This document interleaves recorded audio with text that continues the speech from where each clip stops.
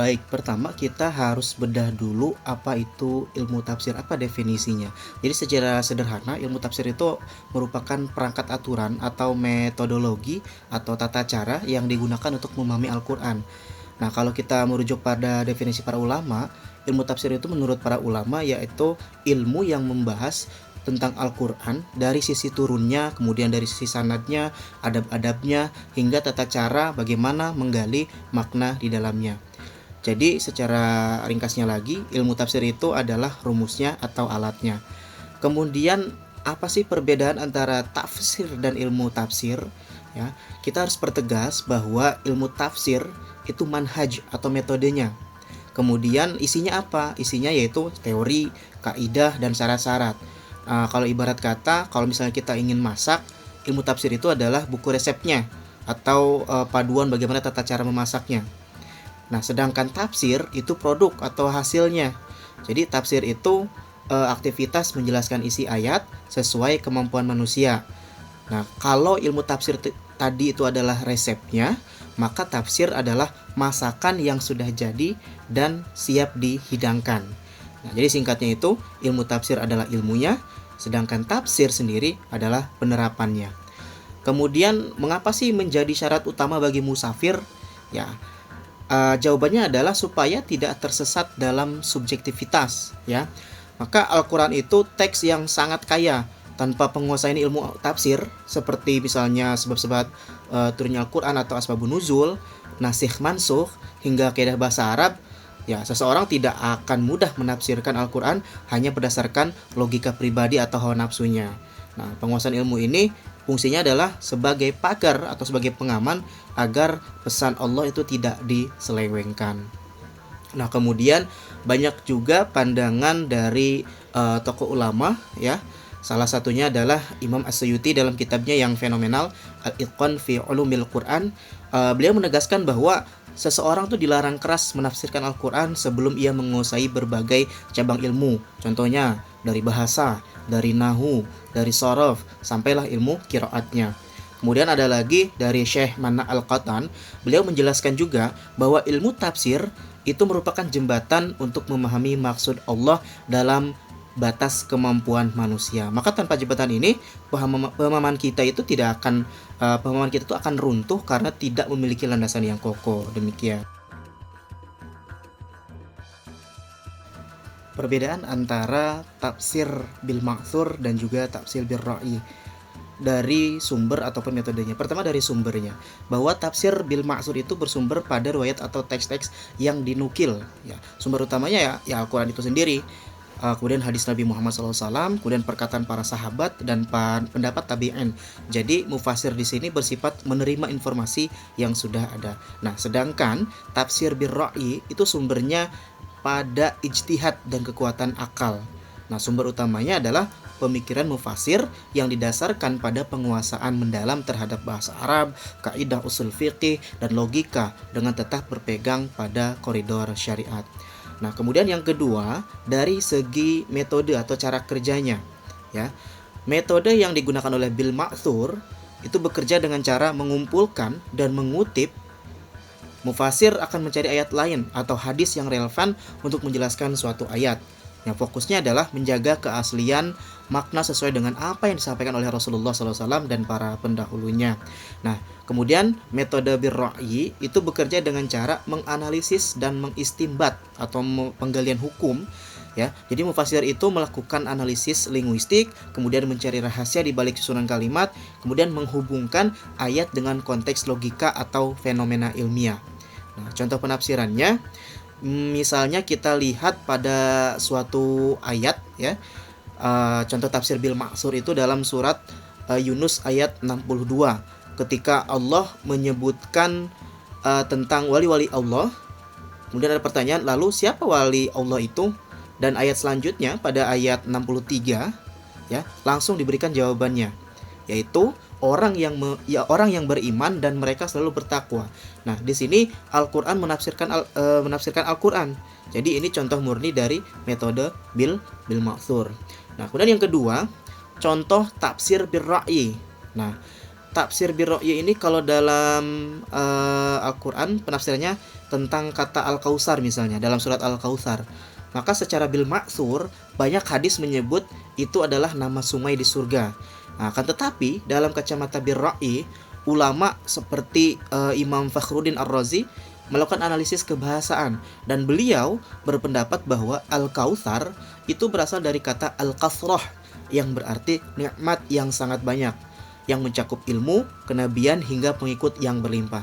Nah, ini adalah hasil ijtihad akal yang didasarkan pada kaidah bahasa Arab.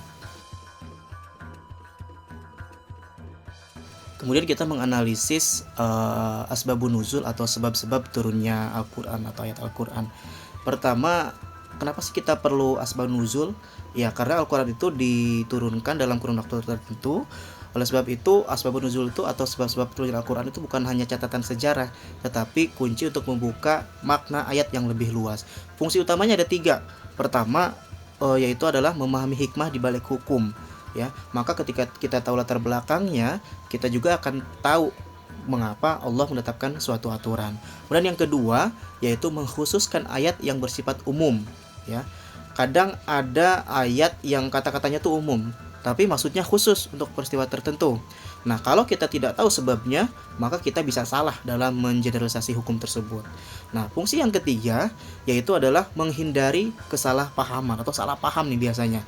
Nah, contohnya misalnya dalam diskusi ilmiah ya, seringkali ada sebuah ayat yang terasa sulit dipahami atau bahkan tampak kontradiktif ya jika kita tidak tahu konteks kejadiannya. Nah, kemudian yang selanjutnya adalah apakah setiap ayat itu memiliki asbabun nuzul? Dan jawabannya tidak semuanya ya. Dan para ulama itu juga membagi ayat Al-Qur'an itu menjadi 2 kategori besar ya. Yang pertama ada ayat ibtidai, yaitu ayat yang turunnya itu tanpa didahului oleh peristiwa atau pertanyaan tertentu. Nah, ayat-ayat ini berisi prinsip dasar keimanan, kabar gembira tentang surga atau peringatan tentang neraka. Nah, Al-Quran itu adalah petunjuk yang umum, universal. Jadi Allah menurunkannya pun sebagai inisiatif wahyu untuk membimbing manusia. Yang kedua, yaitu ayat sababi. Ya, apa itu ayat sababi? Ayat yang turun sebagai respon atau balasan atas sebuah peristiwa atau jawaban dari pertanyaan para sahabat.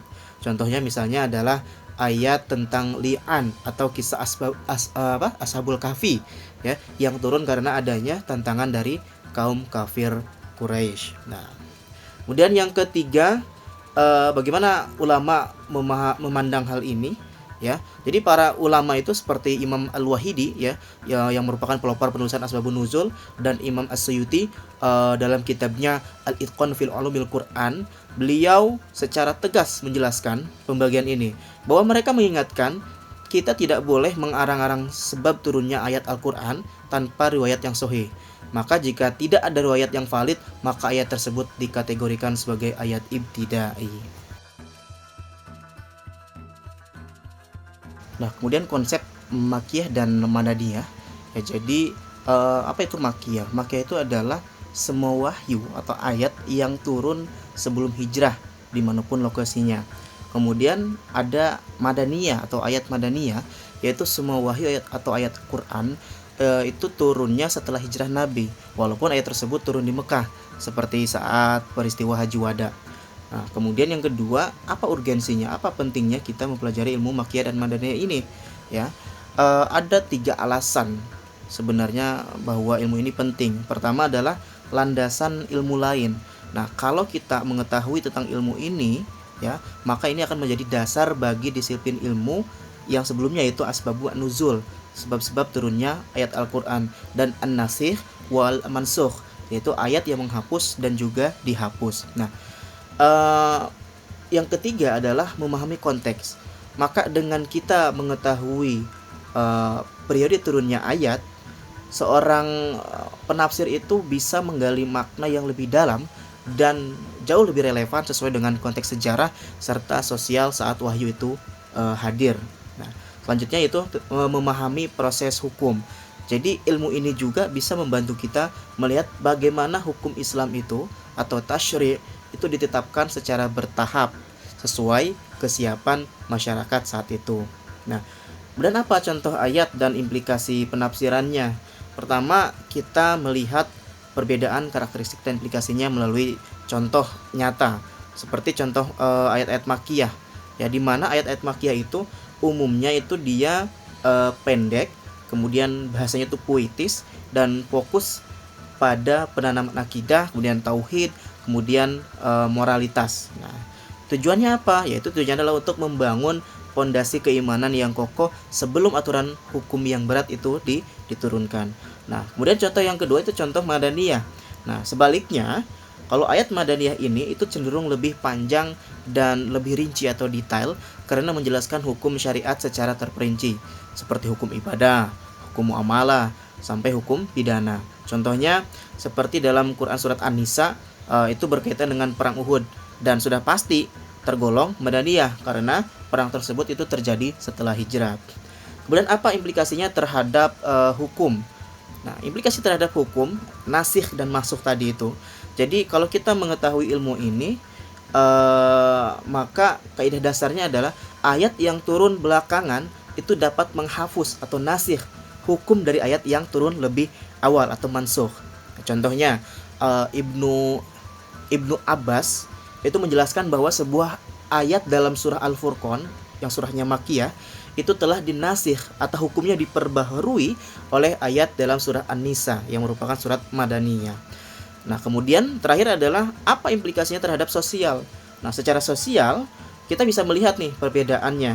Yang pertama adalah ayat Madaniyah itu sering membahas tentang kaum munafik dan dialog dengan ahli kitab karena fenomena sosial tersebut memang baru muncul setelah Nabi bermukim di Madinah. Kemudian apa dampaknya jika seseorang menafsirkan Al-Quran itu tanpa menggunakan kaidah ilmu tafsir, terutama di era digital seperti sekarang ini? Ada beberapa dampak. Yang pertama itu dari segi keilmuan. Itu akan secara akademik ya. Jadi menafsirkan Al-Quran itu tanpa kaidah ilmu tafsir itu akan menyebabkan apa yang kita sebut sebagai anarki penafsiran. Nah, pertama, itu akan terjadi kekeliruan dalam memahami maksud dan tujuan ayat karena pengabdian terhadap periode wahyu. Nah, tanpa ilmu tafsir itu kita tidak akan mampu membedakan mana ayat yang berlaku umum dan mana yang sudah dihapus hukumnya atau mansukh. Nah, kaidah dasarnya adalah ayat yang turun belakangan dapat menghapus hukum dari ayat yang turun lebih awal. Jika kaidah ini diabaikan ya, maka Al-Quran itu akan hanya dipahami secara tekstual semata, sehingga kehilangan kedalaman maknanya sebagai petunjuk hidup. Nah, dampak yang kedua apa? Dampak kedua adalah dampak secara sosial. Nah, akan terjadi polarisasi dan ekstremisme. Nah, justru yang lebih mengkhawatirkan adalah dari dampak sosial ini adalah terutama di media sosial. Ya, di era digital ini itu seringkali ayat itu dipotong, kemudian dikutip, kemudian upload di sosial media menjadikan quote tanpa menyertakan asbabun nuzulnya atau latar belakang ayat tersebut. Ini bisa memicu salah paham yang pada ujungnya nanti akan terjadi perpecahan umat. Ya. Yang kedua itu akan terjadi radikal dan juga liberal. Nah, tanpa pagar metodologi ya, ayat-ayat contohnya misalnya ayat-ayat perang itu bisa disalahgunakan untuk melegitimasi kekerasan. Nah, sebaliknya ayat-ayat yang toleransi itu bisa ditarik terlalu jauh sampai mengaburkan prinsip dasar akidah karena memang mengabaikan konteks aslinya. Nah, contohnya misalnya contoh kasusnya banyak diskusi digital yang sering muncul itu tentang keselamatan penganut agama lain. Nah, ada seseorang yang mungkin mengutip ayat yang tampaknya memberikan jaminan surga bagi semua orang yang meluk agama. Contohnya misalnya dalam Quran surat Al-Baqarah ayat 62. Nah, ketika tanpa menggunakan ilmu tafsir, maka orang tersebut mungkin akan menyimpulkan bahwa semua agama itu sama saja. Namun, akan berbeda jika menggunakan pendekatan akademik dan melihat asbabun nuzulnya serta hubungan dengan ilmu nasikh wal mansukh. Kita akan paham bahwa ayat tersebut itu memiliki konteks sejarah spesifik tentang orang-orang sebelum masa kenabian Nabi Muhammad SAW.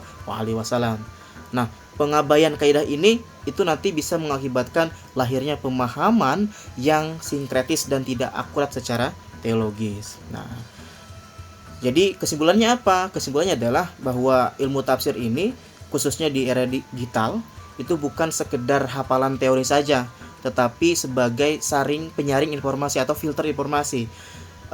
Juga sebagai mahasiswa kita harus menekankan bahwa Al-Quran tidak boleh dijadikan alat untuk membenarkan opini pribadi. Sebaliknya, opini kitalah yang harus dijadikan sebagai alat untuk membenarkan kaidah-kaidah ilmiah yang telah dirumuskan para ulama agar Al-Quran itu tetap menjadi sumber rahmat, bukan sumber pemecah belah umat.